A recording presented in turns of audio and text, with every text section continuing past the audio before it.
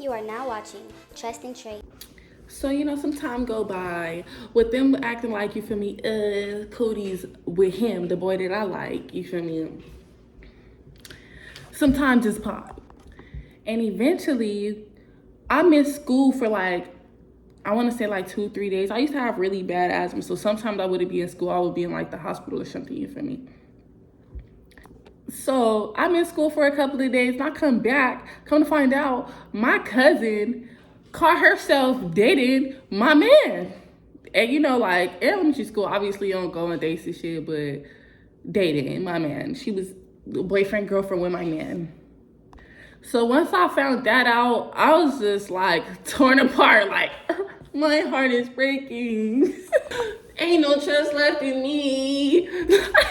So you feel me? We had that conversation and she acted like I never said, straight up delusional about it. Straight up acted like I never said that I liked him. To this day, she be trying to still make excuses I never said, but she knows because she still be I know you guys are meant to be together. And it's just it don't matter. It don't matter. You stole my man. But we end up still being clicked up because it's sisters before misters, you feel me?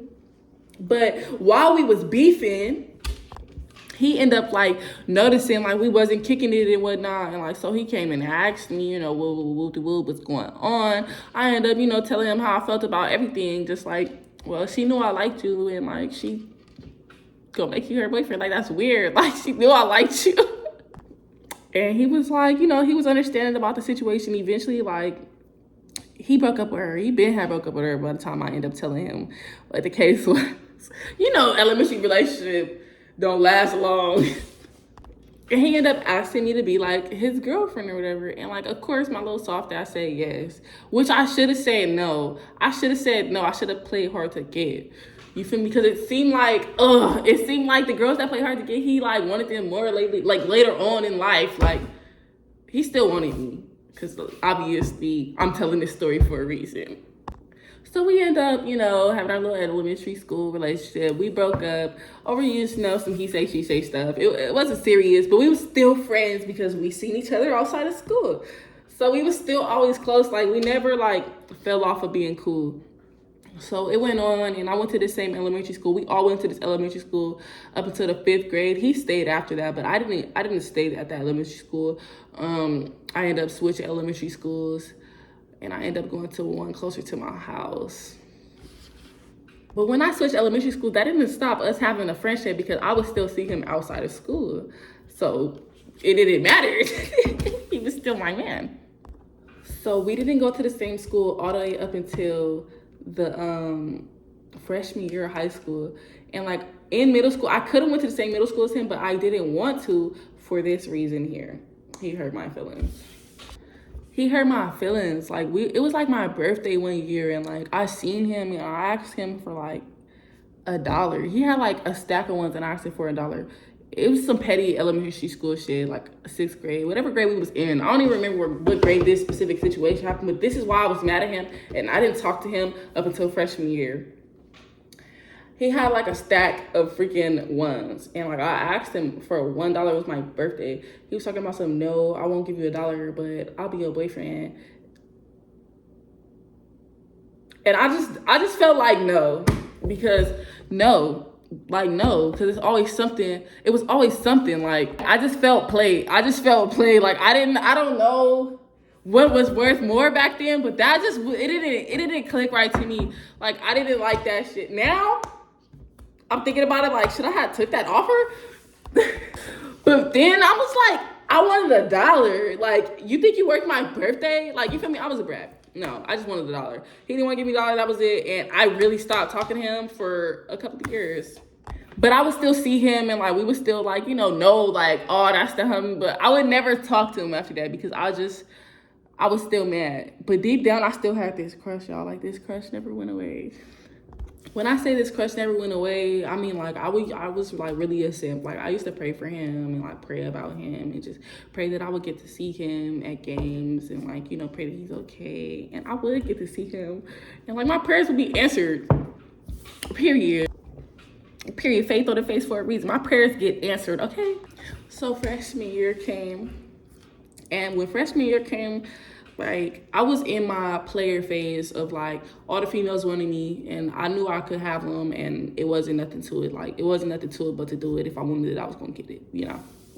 And in that mindset, like, I didn't have no time for no boys, and I really didn't have my eyes on no boys after him. Like, you know, I honestly, I really don't. Like, what? I mean, I really didn't have no eyes for nobody else after that. Like, just girls. Like, I don't know, but I've always liked girls. Like, even when I was in elementary school, like, it was always girls that I would be messing around with here and there. So like, but when I was in high school, when I got to high school, it was like everybody thought I was a lesbian. Now, I wasn't a lesbian, but everybody would label me a lesbian, and I didn't care because it wasn't no boy that I wanted anyways.